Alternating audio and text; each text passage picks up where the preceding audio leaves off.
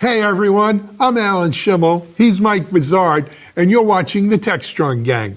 We're going to be joined today by Mitchell, Ashley, and Sharon Florentine, and we're going to be discussing AppSec, Dagger, Docker, and more. Don't go anywhere.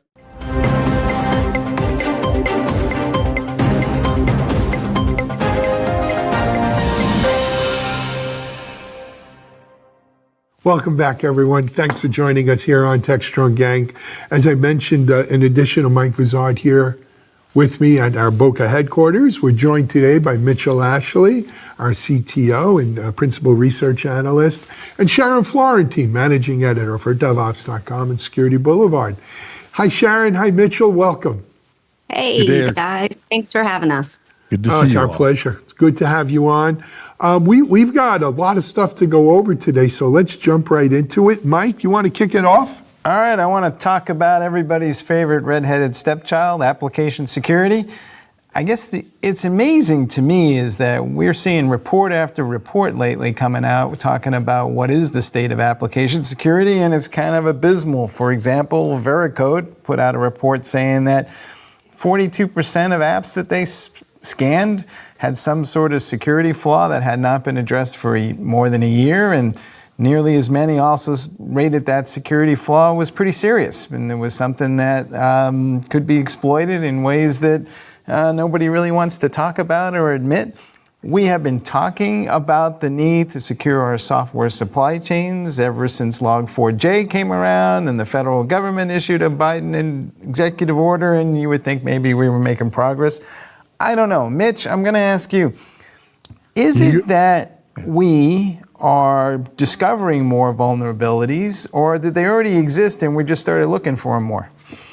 I think we're just writing more software. I mean, we've always had security vulnerabilities, and Veracode's done this report year after year. I can't remember how many years that they've done this because they anonymize data from their service, and so it's a pretty reliable measure, I think, of what's happening. The downside of it is it's not just we're building in security problems or vulnerabilities into our software.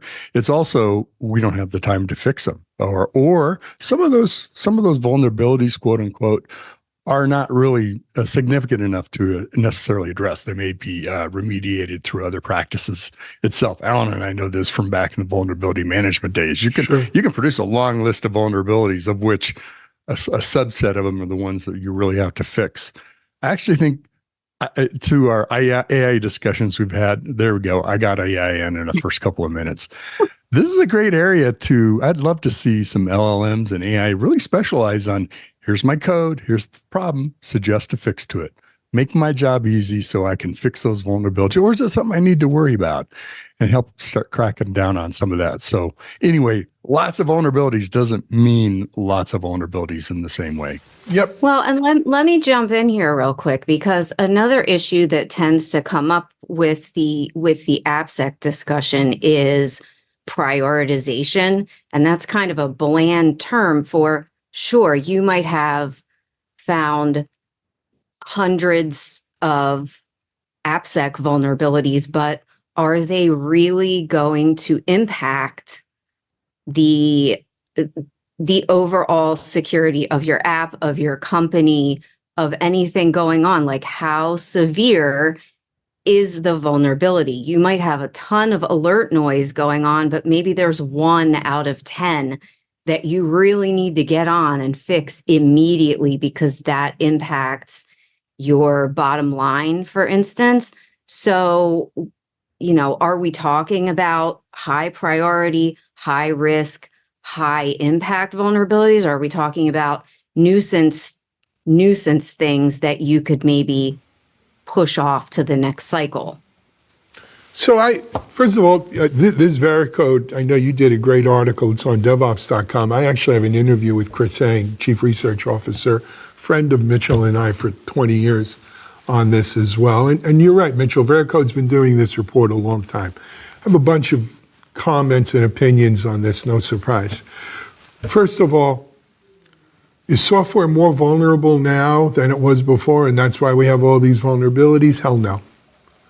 I'm going to tell you, software is better today than it was 10, 20, 25 years ago, right? And for the most part, it is scanned and checked much more than it was 20 to 25 years ago. That being said, when we look at vulnerabilities, though, and this was always, vulnerabilities used to be a form of employment security. Because if you were the guy fixing the vulnerability, it's like you're the man who paints the Verrazano Bridge. And my friends in New York and Staten Island know this, right? They start painting the Verrazano Bridge right after New Year's. And then right before Christmas, they finish. They take off that week between Christmas and New Year's, and then they start again. And that's what vulnerability remediation used to be about. But we do have things like AI now that are spotting vulnerabilities right in your IDE, right in your GitOps, right as code is being committed. We are doing more scans pre-deployment as well as post-deployment. But overall, we're doing more scans totally. And so, as a result, we find more vulnerabilities, right? When you look at things, you're going to find things. When you don't just sweep stuff under the rug because you're in a rush, you don't necessarily know they're there till they come bite you in the butt. When we look at the world of vulnerabilities, though, yes, there's criticality issues of vulnerabilities and major, minor, and all that. The other thing is, though, and I learned this from my friend Giddy Cohen, is it reachable? Is it exploitable? Right? A lot of vulnerabilities, if you're going to tell me, this machine has a vulnerability, but it's not accessible to the internet or anything, that has a very different outcome in my remediation priorities than something that's in a DMZ or something like that. So, there's more to a vulnerability than just labeling it with a V. I think there's other things afoot here as well, though. I think if you go back, we all saw the Log4j thing and we all flipped out, right? Everybody went, oh my God, this is the most vulnerable thing ever. And, sometimes we found issues and sometimes we didn't. But we created such a level of noise about it that I think the bad guys looked up and said, what are they all talking about? And then they're like, oh, I get it. We can actually insert malware in the code and all this stuff is insecure. And so then they spent the last year figuring out how to do that. So I think maybe we are discovering more of this stuff because they're getting better and there's more of them trying to do it. Or we just woke up to what they've been doing for a long time. Yeah, that's it right there. They weren't surprised by Log4j. They're just smart enough not to give out their 0 days until they've had a chance to use them. But look, no one should be sleeping at the wheel around vulnerabilities, that's for sure. And I think that's the takeaway here. You want to nitpick, do we have more or less? Are they reachable or not? People need active vulnerability management and remediation. The biggest thing I've seen is automated remediation catching on a lot more than it used to. Mitch, if you remember, right back in our VAM days, it's still secure, there was a company called Citadel, and they had a product called Hercules. And that was kind of the first automated patch management solution that I was aware of, right back in the day. They had a big DISA contract. I think the whole DOD was using them. But there was a lot of reluctance to use it because no one wanted to automatically remediate and patch things. Today, almost every vulnerability vendor I know is on to automated remediation. People aren't so afraid of just patching their vulnerabilities without extensive tests to make sure something else doesn't break. But is that a level of comfort, or is that just the need for speed? They don't have time. You don't want me to start rolling out. Okay, I probably don't. Okay, I was going to give you a Top Gun. Come on, Goose. But anyway, I think it's a little of both. There is the need for speed. Are we building apps too fast? Do we need to slow down? I know RSA is coming up. And even if you want to, first of all, shame on you, bite your tongue. But do you think the world's going to slow down developing apps because you told them there might be vulnerabilities in it? I don't know. We You need to hang out with more security people. We could be having a Ralph Nader moment here. Unsafe yeah, only speed. exactly. You'll get 3% of the vote, or 2%, whatever you got. Job you're writing, No writing one is going to vulnerabilities. slow down app development because of security. I'm sorry. That's the world we live in. All right. I feel like this is a lot like watching the Coast Guard do drug interdiction. It's like every year they're like, hey, we discovered yet another ship with billions of dollars worth of cocaine on it. And meanwhile, the 20 other ships that have cocaine on it, they didn't catch. So, Yeah. That's the way it is. But it's been that way. But not to be the curmudgeon old security guy, it has gotten better. It has. We for the most part, our software is more secure now than it was, as I said, 10, 20 years ago. I think one of the other things we haven't hit on is this, what they call software composition analysis, which is code word for open source. And as software contains more open source components today, we're seeing, a huge, we used to think open source was more secure than commercial. It's not necessarily true. I don't think open source is less secure per se, but with all of this open source software components we use and the dependencies involved in them and everything else, it creates issues. And this is why we see this whole SBOM and software supply chain. Mitch, who's in charge of this mess? Because we've been talking about shifting security left for a while now, but then the developers look up and go, I got my day job and this is hard and my cognitive load is just too much, so somebody else should figure this out. But the security people don't seem to know much about application security, so are we making any progress here or what? Well, building software is not the expertise of security people, at least most security people. They don't come from that background, though they're doing their best to learn and be part of, working with development teams. You usually have like a champion, a security champion on a development team, or somebody who is kind of at the point that knows the most about security. Ultimately, it's in the hands of the creators. Now, that could be developers, could be the platform folks that are building the environment that you're working in, the configuration of that, the DevOps tool, the supply chain of all the tools that you're using.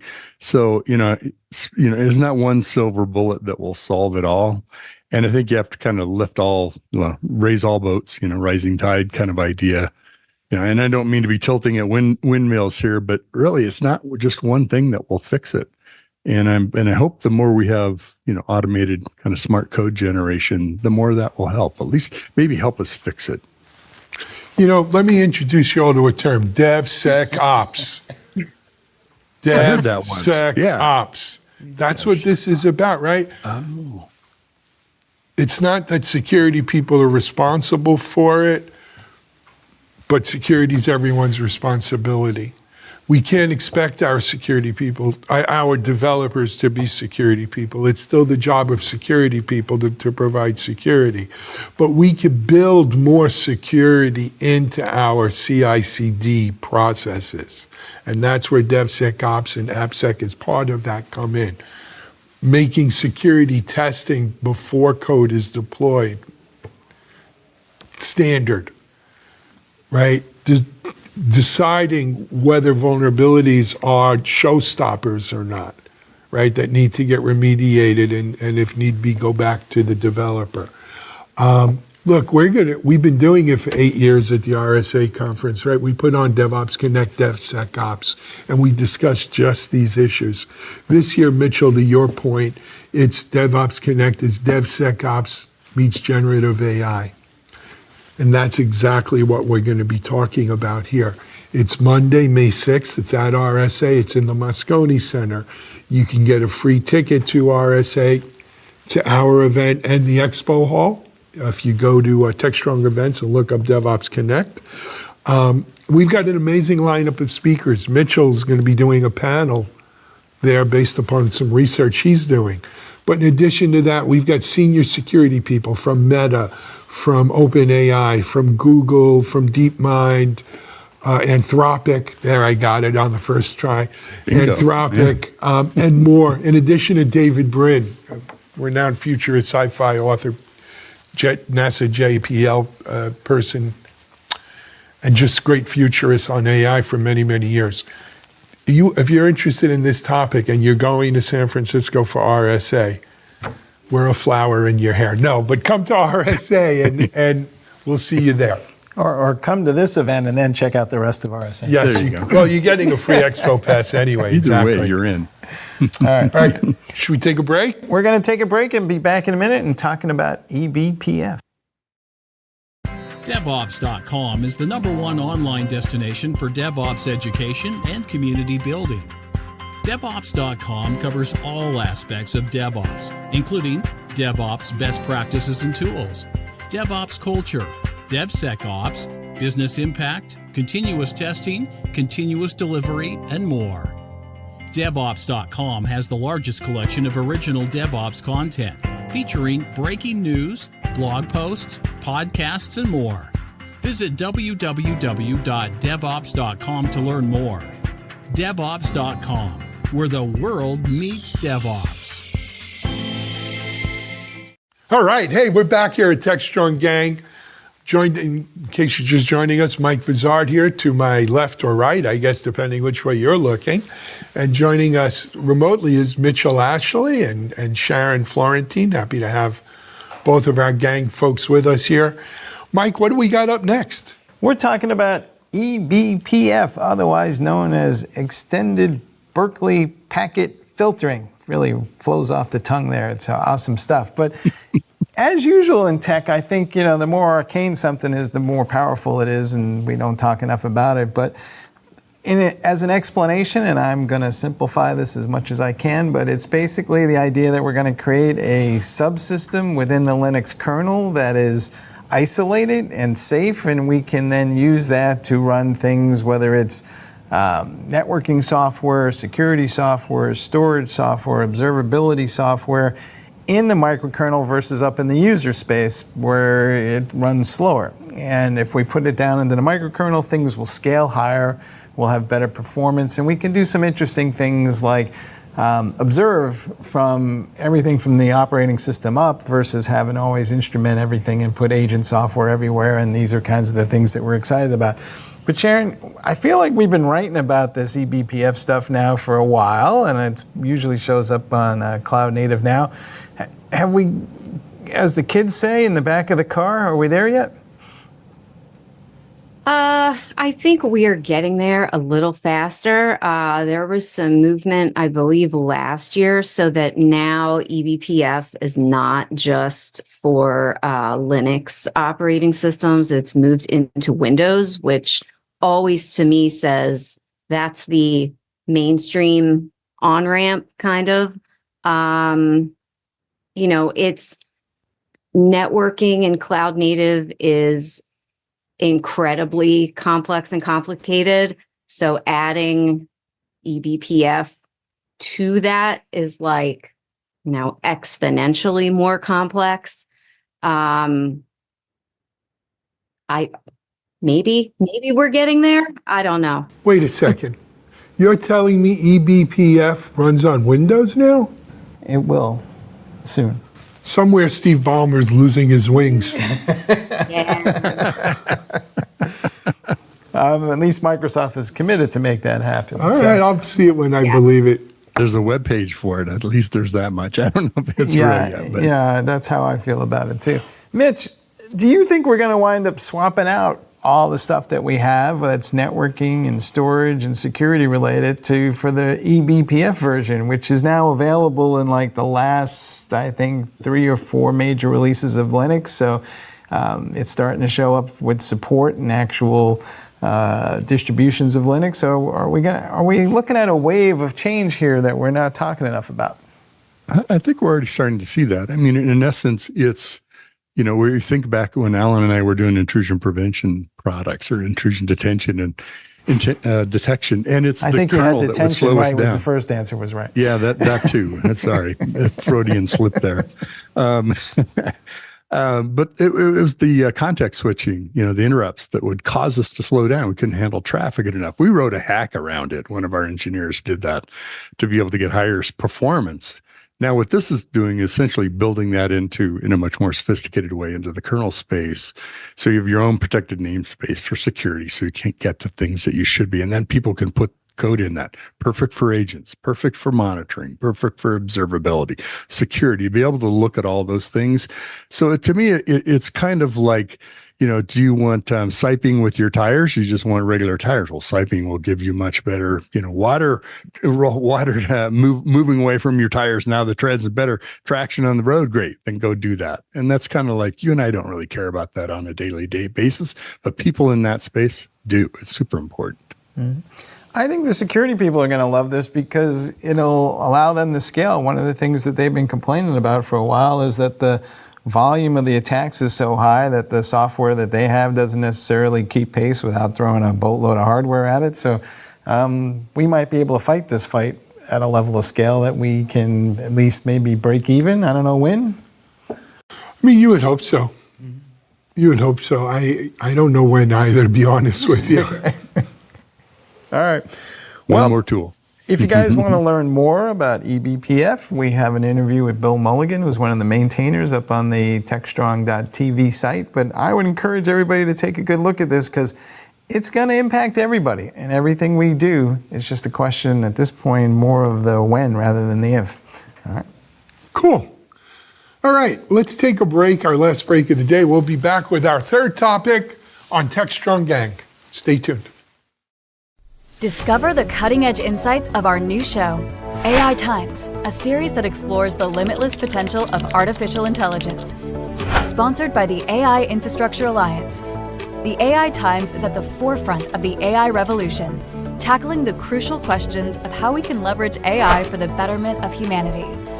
Stay ahead of the curve as this show delves into all things surrounding AI, including trends, pressing concerns, and the positive impact AI is making around the globe. AI Times. All right. Hey, we're back here on Techstrong Gang, block 3 for today, Thursday. Hope you're enjoying the show. Just a reminder, in addition to Techstrong Gang, we have a full day of Techstrong TV for you coming immediately following. So you don't want to miss that. But let's not put the horse before the cart, and let's get right to block 3 for today. Mike, what do we have? We have an interview on Techstrong TV where we talk to Solomon Hykes. And those of you who don't know who he is, he's the original founding CTO for Docker, and now he's working on a project called Dagger. And that's basically trying to help people create a level of abstraction for integrating microservices and a bunch of other things that you do as a developer. And I guess at one point people were thinking that maybe this is the second coming of Docker, but it looks like it's just yet another tool. And I think in the interview that becomes apparent. But Sharon and I talked about this interview in our podcast, and you and Mitch talked about it in your DevOps podcast. So we thought we'd all get together and have a little chat together and compare notes and see what we all think. But one of his points was, hey, there's no silver bullet in the land of DevOps, and you got to actually do the work. And I feel like sometimes every day somebody showed up with a new platform that's going to magically do everything, and I don't think this is a real conversation about that. But what is real about DevOps from your perspective these days? What is the current state, and how much manual work do people need to be thinking about really doing? Wow, this went down a rabbit hole I wasn't thinking about. There you go. I was going to start. Do you know who Solomon Hykes is? But anyway, DevOps is very real. It's never been more real. I think Mitchell's doing Techstrong Research is doing a whole report on this called DevOps Next. And, I don't want to steal anyone's thunder, but that report's going to have a lot of that kind of information in it. I think we forget that over the last 12 years that we've seen the rise of DevOps, things that we take for granted today, like cross-functional teams, publishing software using Agile and then into a CI/CD process is the norm. Wasn't the norm back then. We were running around doing waterfall, and the idea of having a Scrum meeting, your daily Scrum, was revolutionary, and now it's become, rather norm. Commonplace. Yeah, and automated testing and remediation, and the whole GitOps and using Git and all of these things. So DevOps is certainly real. Look, Solomon's a little younger than some of us here on the panel, right? And he's a brilliant engineer, right? I mean, he brought Docker and what changes Docker has wrought on our software infrastructure. But there, I don't want to bust anyone's bubble, but there's no Santa Claus, there's no tooth fairy, and there are no silver bullets, right? There's no magic silver bullet that cures everything. Change comes in increments, especially in technology. And we're seeing incremental change, things getting better. But anyone who's migrating or advocating for DevOps as if it's a silver bullet, you're crazy. Any more than there's a silver bullet for security or for world peace or for ending diseases and all of these things. They don't exist, right? It's rolling up your sleeves and doing the work day to day, getting better at it, figuring out what works and what doesn't work, that over time moves the needle. Mitch, is there such a thing as kind of the universal DevOps platform? Because to his point, we tend to sweep our arms and we go CI/CD and best DevOps practices, and yet, if you go into that, there's gates and processes and all kinds of stuff that has to be managed, and each company is going to do that differently. So, is there such a thing as DevOps, as in we're all going to do the same thing, or is it more like something where it's different in every company and you just got to figure out what suits you? Well, I think it's part of its strength and also part of what the challenge of what it takes to implement DevOps. One of DevOps' strengths is its flexibility. You don't have to do it in one way. And there isn't sort of a religious war about how you do DevOps, right? It's very adaptable. And frankly, it needs to be adaptable because not every organization works the same way. That said, we have seen the rise of platforms that kind of do an end-to-end job of DevOps and do a lot of integration, connectors, things that help with the plugging in other tools. You can go back to the days of Jenkins and say that's really why one of the reasons why Jenkins we're still in the days of successful. Jenkins, right? It's plugin architecture and the economy of all the plugins and things that it does that you can enhance it to. And I think that's, even in the platform world, that still is part of it, of what we have to do, because in my world, people rarely sign up for one tool and everybody will use it. It just never happens, especially with developers who are going to say, I see your one tool and here's my 20. They're going to do it the way they want to do it. So if you give them a flexible environment, they can do that. But I think that would have limited it if we tried to restrict it to one way or one set of tools that it can be done. Now, what's interesting about Solomon's work is, he early on, kind of pre-DevOps really, with the whole container idea, and was doing this as part of a platform as a service to make it easier to deploy apps, right? He was just solving a problem and created this idea, and it became Docker and released it in, I think, 2013. And he's kind of done the same thing here with Dagger, which is, now that you're doing all this, managing a CI/CD environment where you're trying to figure out, how do I do builds and deploys across not 2 or 3, but 20, 30, 40 different variations of maybe the same handful of environments. It's all scripts. It's kind of a house of cards, right? Tower of Babel. It can easily fall down with how much work it takes to maintain it. And that's what he's trying to do here. So let's simplify that and make it more of a building block approach, kind of abstract it like you did with containers. Yeah. You are familiar with the... because... Sorry. Oh, Sharon, go ahead. I was just going to say, I think, there's the pendulum idea, right? Where DevOps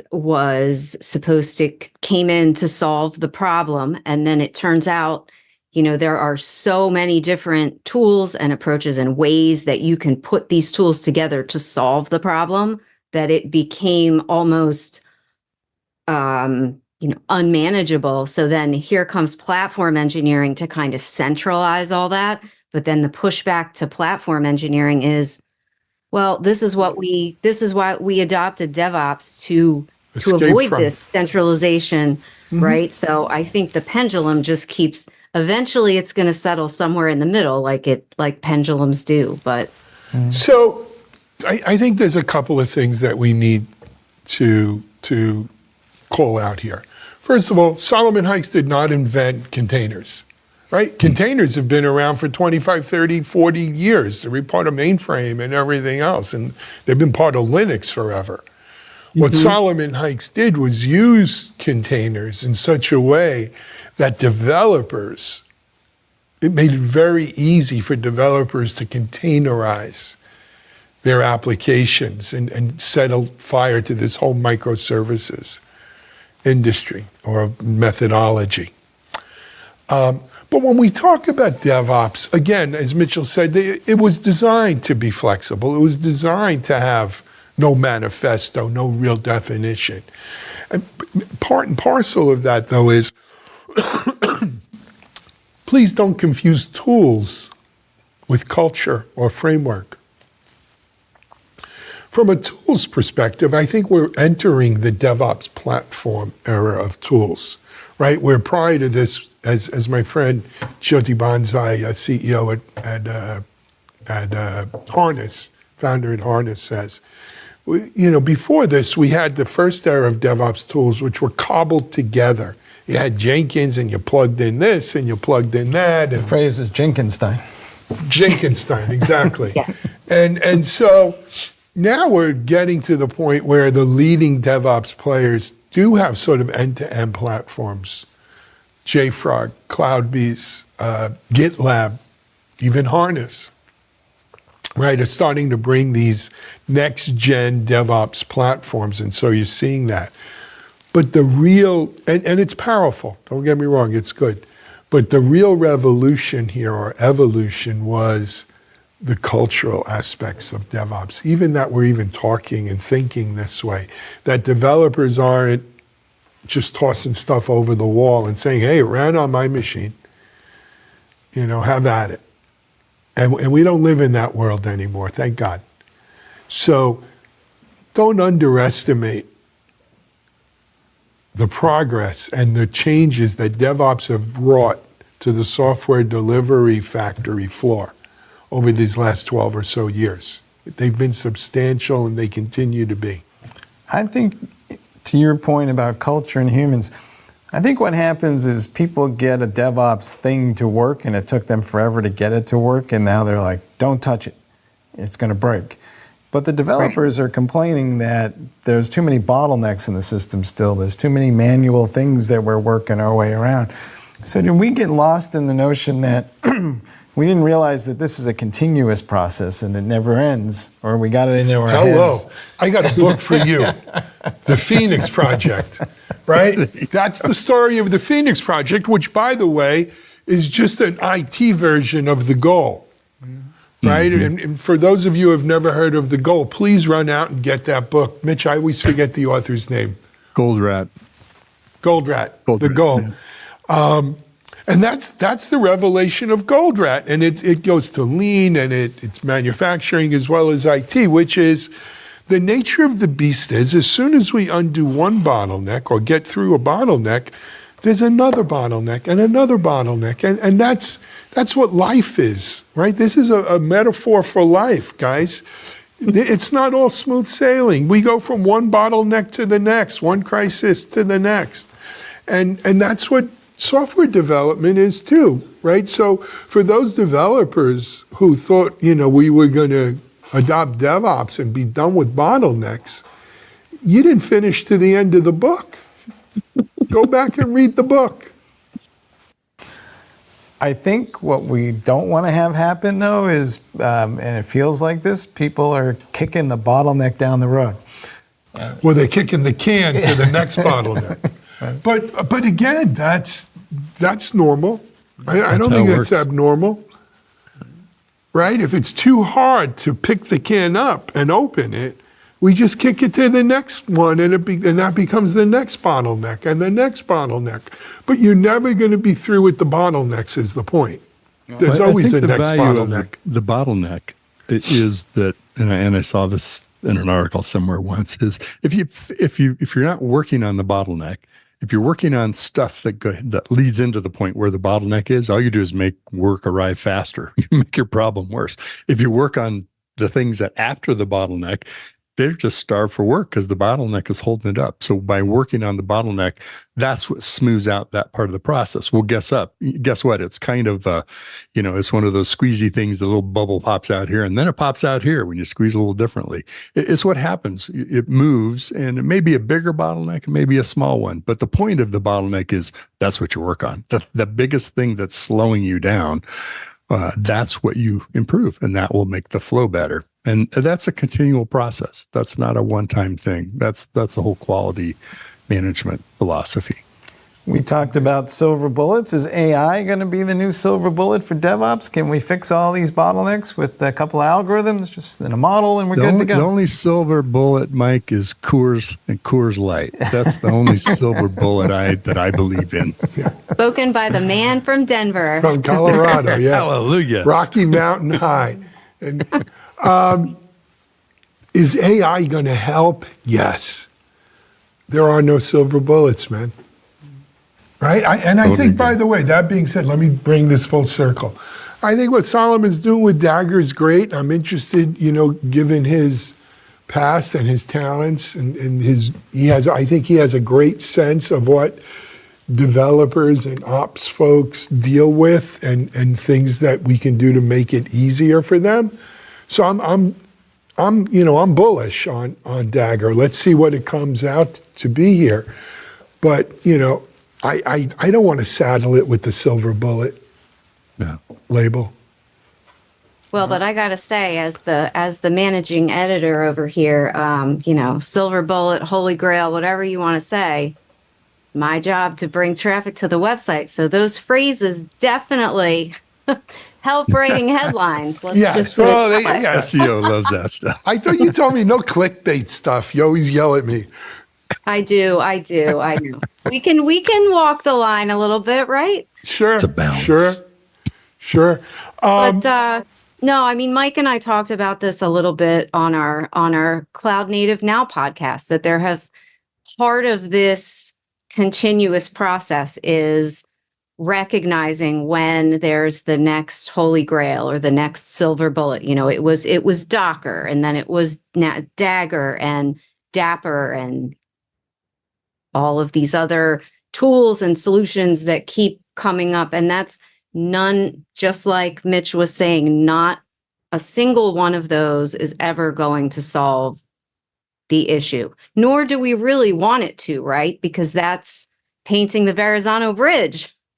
Job security. So you All right. So it's DevOps. It's not just a job. It's an adventure. Is that where we're going? Yeah, it always was. That's what attracted me. It's a calling. It's a mission. It's the journey. I'd like to throw out one other thing on our Techstrong Gang today. I think was it earlier this week we spoke about layoffs at Cisco? Mm-hmm. Yeah. So those were carried out late last week.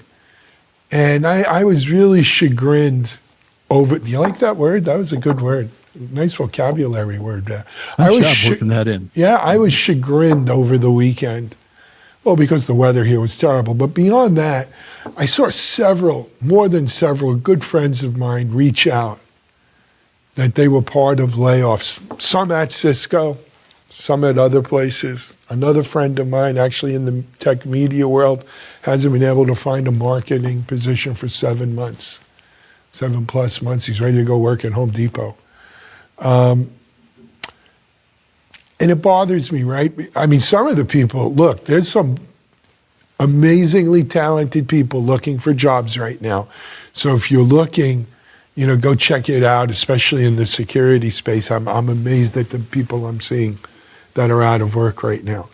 But this whole issue of the layoffs, Mike and I spoke about it recently, besides what we spoke about on Techstrong Gang. There's multiple reasons for these layoffs. I don't believe that the leading reason is that these companies are doing as bad as one might think when you read the amount of people they're laying off. I think what we're seeing here is the hangover medicine from 3 years of drunken revelry, or maybe even more than 3 years, of near free money and just trying to hire someone because you can. I think that's definitely part of it. I do think it's also a lot of companies taking this opportunity to trim some dead wood off some branches. I think in some cases it is a case of, with interest rates and money raising and the market and all of that, there is a return to value versus growth, profits versus growth, bottom line versus top line. And that's, I guess, partly not to blame, to blame, that's a good word. That's partly to blame. But nevertheless, for those of you who are out there, maybe watching this and looking for a job, look, I personally would love to do anything I can to help you. If you're a friend of mine, reach out to me on LinkedIn. I'll do what I can. Sharon, I know on DevOps, we always run the 5 top DevOps jobs or whatever. Maybe we could expand that to other sites on security as well. But we hear you. We feel for you. I mean, good people will not be unemployed long, I know. But nevertheless, it's a scary proposition, especially when you have a family and you're trying to figure out what the heck am I going to do. So, and hang in there, because there's a lot of quote unquote AI washing going on. And while these tools are powerful, if you read the press releases that go with these layoffs, these companies are all saying we're going to be more efficient because of our use of AI. I think that there's gains to be had there, but I don't think that they're really understand exactly what that AI tool can and cannot do just yet. I agree with that. As a matter of fact, I challenge one company to say, hey, we replace this person with AI. I love AI. I'm a big believer. I use AI. It's not at the point of replacing people's jobs yet, though. I'm sorry. And any company who's using that is being intellectually dishonest. Fear-mongering. Yeah. Yep. All right. Is that it? Stock prices are now falling because of my outlook? EF Hutton. That's an old blast from the past. Look it up. All right. I think that's going to call our wrap on this Techstrong Gang episode. Stay tuned. We've got another, at least 2-3 hours worth of programming here on Techstrong TV today. Don't miss it. But for now, this is Alan Schimmel for Mike Vizard, Mitchell Ashley, Sharon Florentine. We're not going to be live tomorrow. Have a great weekend, everyone.